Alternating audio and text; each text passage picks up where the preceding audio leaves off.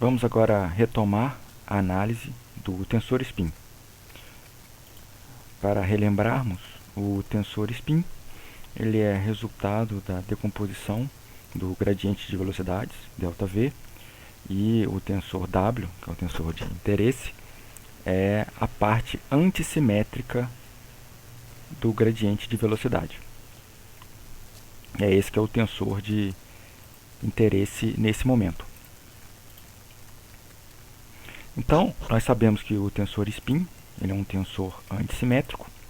Dessa maneira, nós temos que W aplicado em A pode ser escrito como ômega vetorial A, onde o ômega é o vetor dual do tensor spin. Dessa forma, então, nós temos que a derivada material do elemento infinitesimal dx ele é escrito como o gradiente de V aplicado em dx. Aqui o gradiente de V está decomposto na sua parte simétrica e na sua parte antissimétrica. Lembrando que a parte simétrica é o tensor de taxa de deformação, como indicado aqui, e a parte antissimétrica, o tensor spin. Dessa forma, então, nós temos que a derivada material do elemento é d aplicado em dx e ômega vetorial dx.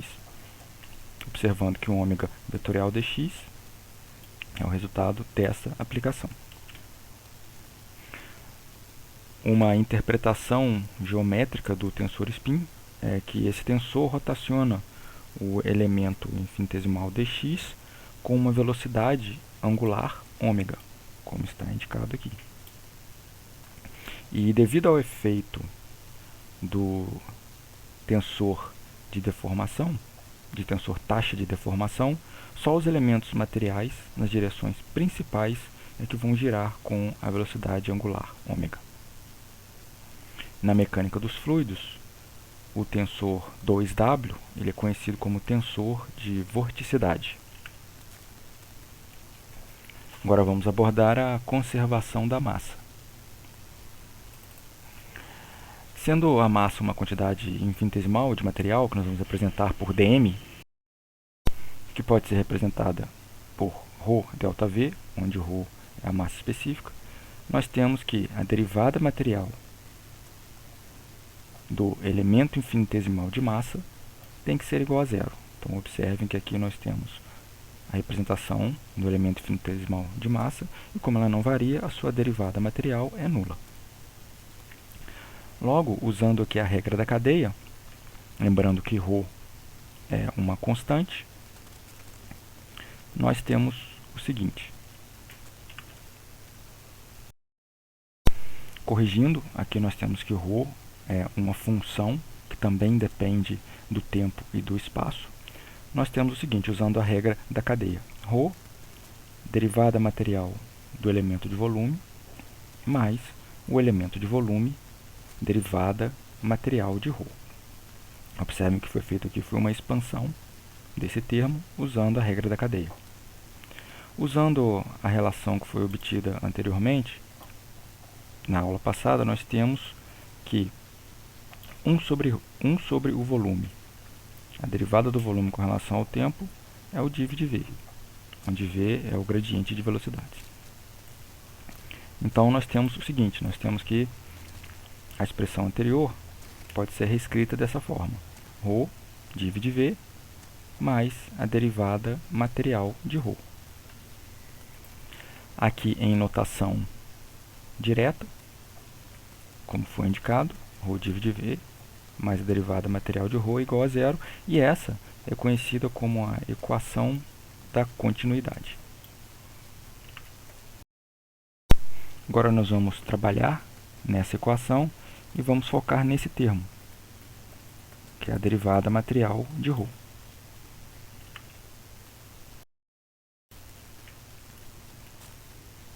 Se nós usarmos, então, a descrição espacial para ρ, nós temos que dρ dt, ou a derivada material de ρ, é derivada parcial de ρ em relação ao tempo, mais v gradiente de ρ. Em componentes cartesianas, nós temos essa expressão, vamos estar indicada aqui. Vou deixar ela indicada dessa forma. Observe que aqui nós temos a derivada da velocidade em relação a x1, x2, x3 e a derivada de ρ em relação ao tempo e também ao espaço. Para materiais incompressíveis, nós temos que o div de v é igual a zero. Aqui é a condição de incompressibilidade. E neste caso, na condição de incompressibilidade, nós temos essa representação cartesiana.